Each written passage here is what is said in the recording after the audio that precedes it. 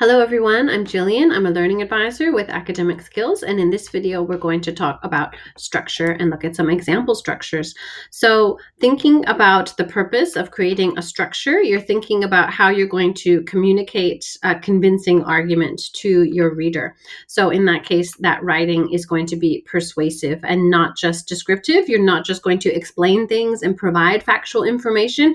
You have to think about how to use that factual information in order to persuade your reader to be convinced of your point, of your answer to the question. So every part should be written to persuade your reader of your position. So your argument determines that structure. So as we saw in that previous video, whatever your thesis statement says, that's going to determine what you're really going to cover and dig into in the rest of your essay, in your body paragraphs, and then wrap up in your conclusion. So thinking about that planning process, we really highly, strongly recommend that you create an outline that identifies your main ideas. It can identify the counter arguments and how you're going to acknowledge them and refute them. It really helps you determine the best order for your points to appear in. You want to be asking yourself, is this structure convincing? Have I missed anything? Is it too one-sided? Can I make it more balanced? Not just in an evaluative way, like the answer could be this or it could be that, but that you don't want to just sound totally biased to one side, but that you've acknowledged the other side of the argument and can then also refute that and still say, however, my argument is more convincing for these reasons. Okay. And then moving forward on to looking at example structures. So thinking about our question again about masculinity in Korea, the historical ideas that have shaped it, and how they influence contemporary practices, as well as any new practices of masculinity in Korea today. So thinking about that argument, we saw a really good thesis statement in the last video that I've shortened here. And so thinking about our argument as Confucian gender ideals, male association with economic production, and the military create a masculine culture based on strength and dominance. However, a softer side is emerging. And so thinking about that as our core idea of the argument in answer to that question, if we just have a loose essay outline that just covers defining masculinity, militaristic masculinity, the Asian financial crisis, and male beauty salons, that's not going to be a great outline. That's not going to help you to write a really good essay. It's too vague. And like most essay outlines I see, it's only topical. It doesn't give any indication of how you're going to be providing any reasons or any critical points that support your actual argument, which is about that link between the historical ideas and contemporary practices of masculinity. So it's not clear how these points are going to answer the question.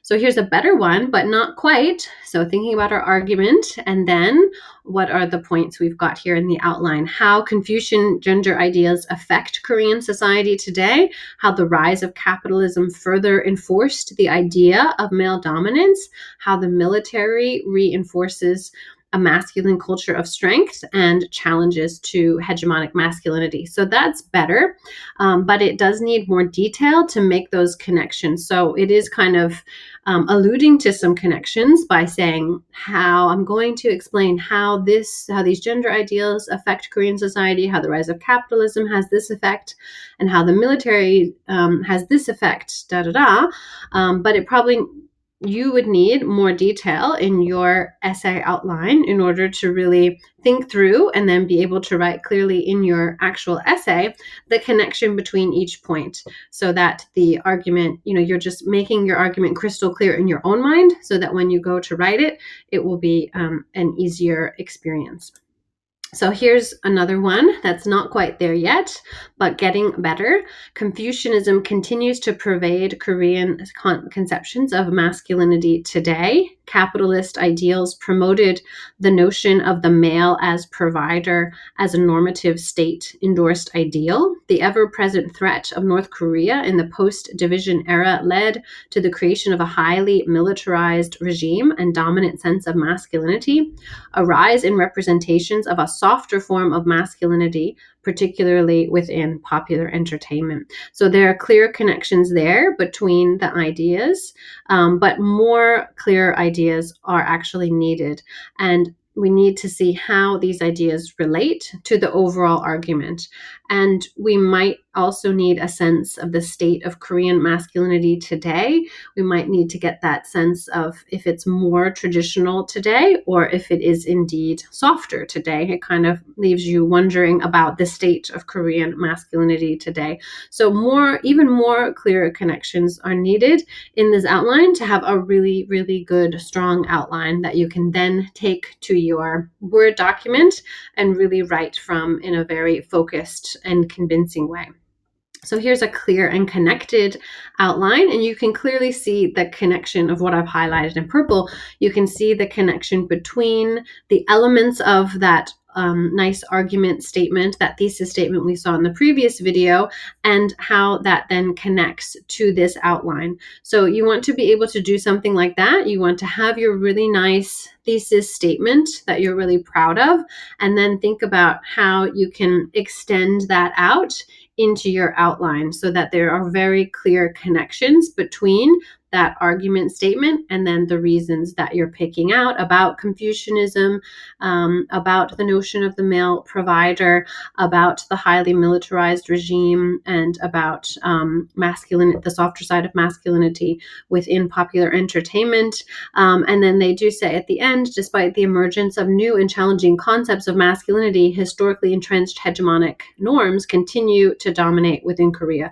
So we do get that sense of what is the state of Korea today?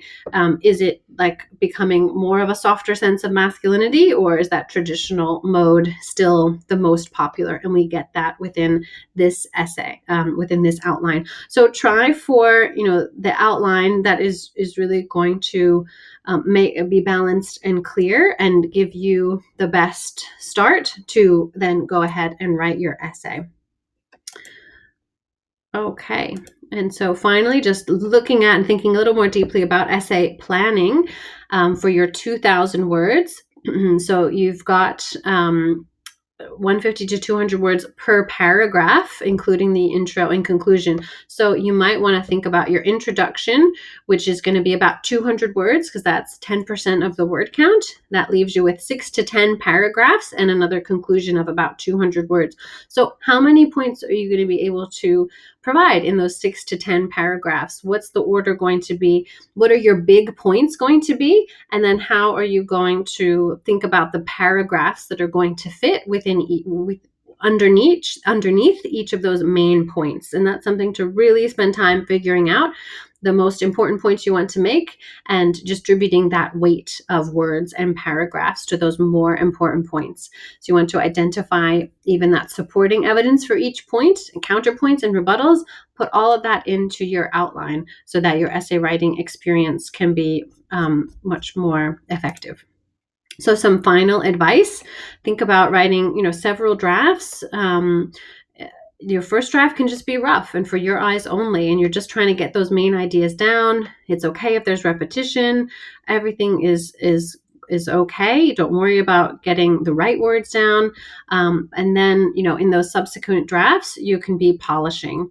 And then you can really start thinking about in those subsequent drafts, your reader and how your reader is going to understand and be convinced by your argument and what's going to help them feel more and more convinced. So think about that timeline and your time management as you go as well, so you give yourself enough time to do that polishing. So wish you the best of luck in essay 2. Hope you write a great thesis statement and have a great structure with a great essay plan.